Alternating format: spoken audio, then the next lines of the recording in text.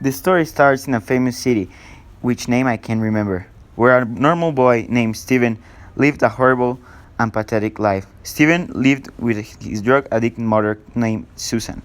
Both of them had lived by their own since Steve had been born. His father left them both to seek a better life. Getting back to Steven, he was 14 years old. He was a little insecure, sensible, clumsy, geek, nerd, stereotype, and too short to be in 7th grade. People bullied him because of his missing father and his drug addicted mother, making him feel so scared of the world. He didn't know what he was going to do and studied in a public school where he felt like he didn't fit in. He had a lot of problems at school, emotional and personal. One day, just as any other one, he was at school, waiting for the bell to ring, so that he could go home and stay in his small room all day long.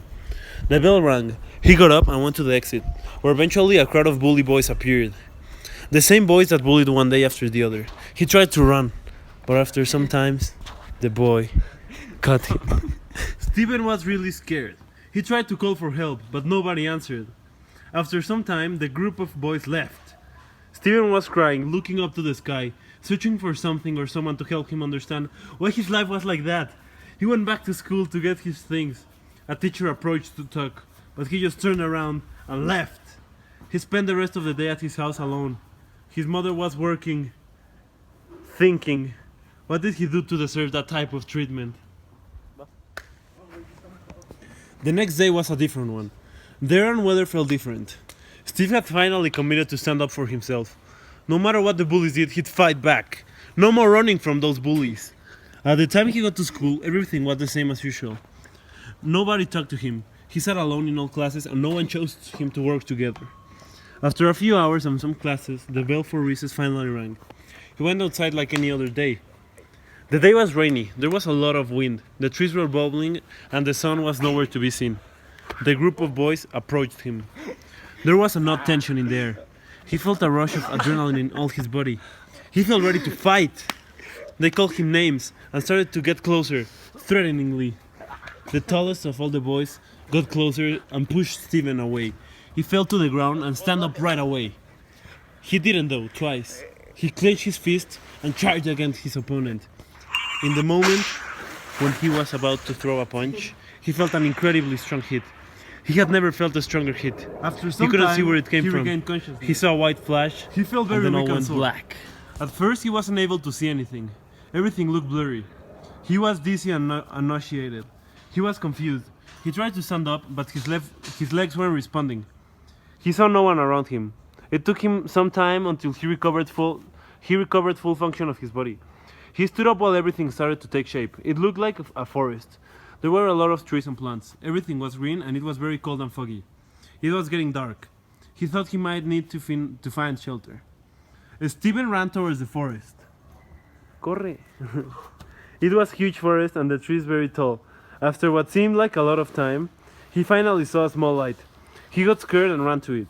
When he got there, he saw a small log cabin. It looked like someone was living there, and there was a fire, some food, and something that looked like a bed. And from the inside, the cabin looked like they were playing some kind of music. He was nervous and didn't know what to do. He didn't know who was there or what was inside the log cabin. Steve knocked on the door, very scared of who might open. The music stopped. It got very quiet, and the lights and the lights went out. He knocked again. No answer. Suddenly he felt a smack on the back, and everything went dark again. He woke up inside the cabin, covered with some fluffy blankets. There was a strange man sitting in front of him. The man was very short, but he looked old. He had yellowish eyes and pointy ears. He was somewhat hairy, and he had hair everywhere. He wasn't even sure if he was human or not. When he first talked, it seemed that he hadn't spoken in years. His voice was very deep and raspy. He said, "Who are you, boy?"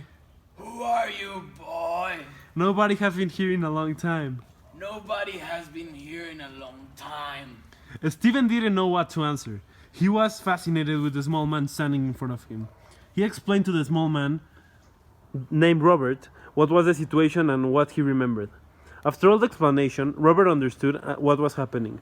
He told Steve that he knew the solution to his problem, and that the solution for what was traveling the big cliff at the end of the forest and jumping down the cliff. Steve, didn't understand how jumping off a cliff could be the solution, but he didn't have any other idea. Steve and Robert began the trip towards the cliff. Through this trip, there was some challenges and critters they had to face and kill. These challenges were to kill the 3 beasts.